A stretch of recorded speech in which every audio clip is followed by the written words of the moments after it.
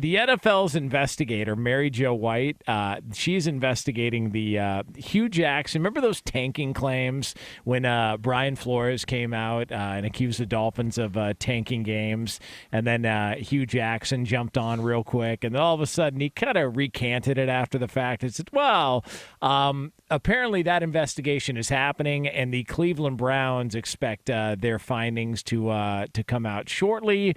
So they're expecting this thing is going to be wrapped up pretty quickly here.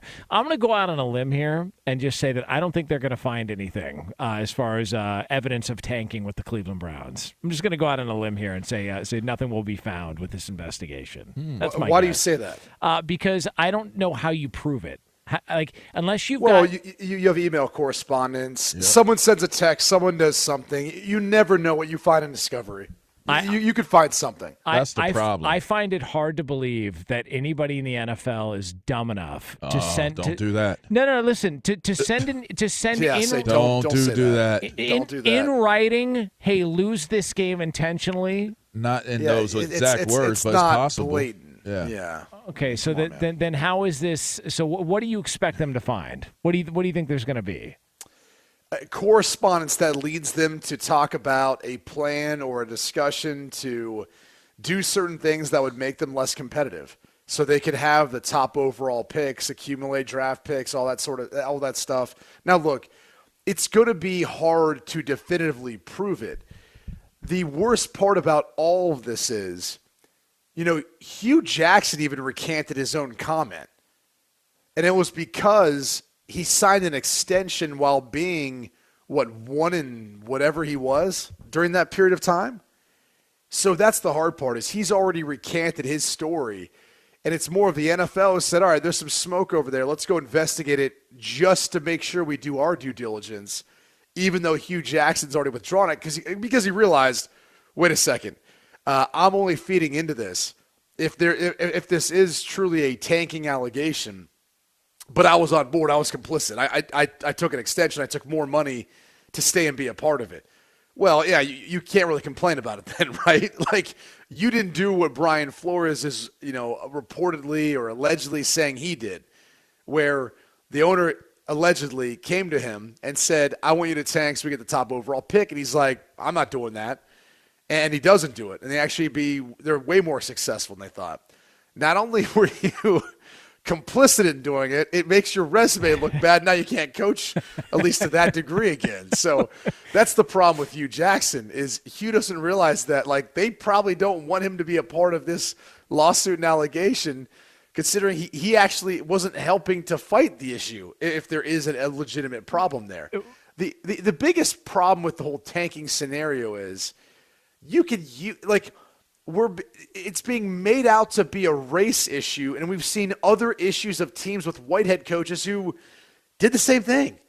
I mean, the suck for luck back before 2012, when he was going to be the number 1 overall pick, was a thing that had nothing to do with race. It was who they were trying to draft at number 1. And it happened that Peyton Manning was injured that year, so it just worked out that way for the Colts, and the rest is history. But that's the problem is what allegation are you making that sports teams have tried to stack the deck where they know they're not going to be good to have the top overall pick to maybe get a quarterback that could change their franchise? Yeah, the NBA does it too. That's why they moved to a lottery system. So again, it all comes down to what exactly are they trying to prove and fix within the NFL? Because this isn't a race issue. This is a tanking issue that they're trying to maybe get teams to change the manner in which they play in games, which, again, in the Flores case, they were competitive. So, even then, even if they wanted to tank, it didn't work out. For the Browns, it was pretty obviously clear what they were trying to do with or without Hugh Jackson, with the way they went about accumulating draft picks to build through the draft. What's the common denominator of all these teams that were being accused of tanking? I don't know. They stink. Thank you. So here's my thing, right? You're having allegations. I'll stay away from all the other stuff because it's just what stuff? The whole how it applies to the class action lawsuit for Flores or whatever. I'll just say this, right? Them teams stink. It's hard to win in the league. It's hard to win when you're a good team. So it's like for me to have the conversation about a team that already stinks. It's like, all right, tank games. Like, how exactly are you going about tanking games? I would love to know. As a former player, I would 100% love to know, because you know what? If you're going to tank games, like this is the interesting part of all of this, right? It takes a super egotistical person to actually even be able to say, as a coach, that I can to be able to successfully tank a game would be able to successfully win a game. You would have to game plan to lose the game. You already losing games. You already stink. So exactly how are you going to execute successfully tanking games outside of the public being able to see it, which would be, I'm taking my best players off the field. That's how because you tell me one player that knew that they were a part of making sure you lost the game, and I'll tell you, you are a complete effing liar. You're a liar, because there's not one person I've ever played with, ever knew that played the game, that would knowingly, with all their teammates in that locker room, not knowing, you knowingly are helping to tank or lose a game on purpose. I don't know any of those guys. I don't know them. So how are you going to execute tanking a game? So even in that aspect of it, it's overblown. I don't give a damn how good you are as a coach. The only way you're going to dictate tanking is if you do what they do in the NBA. Hey, LeBron, take tonight off. Right.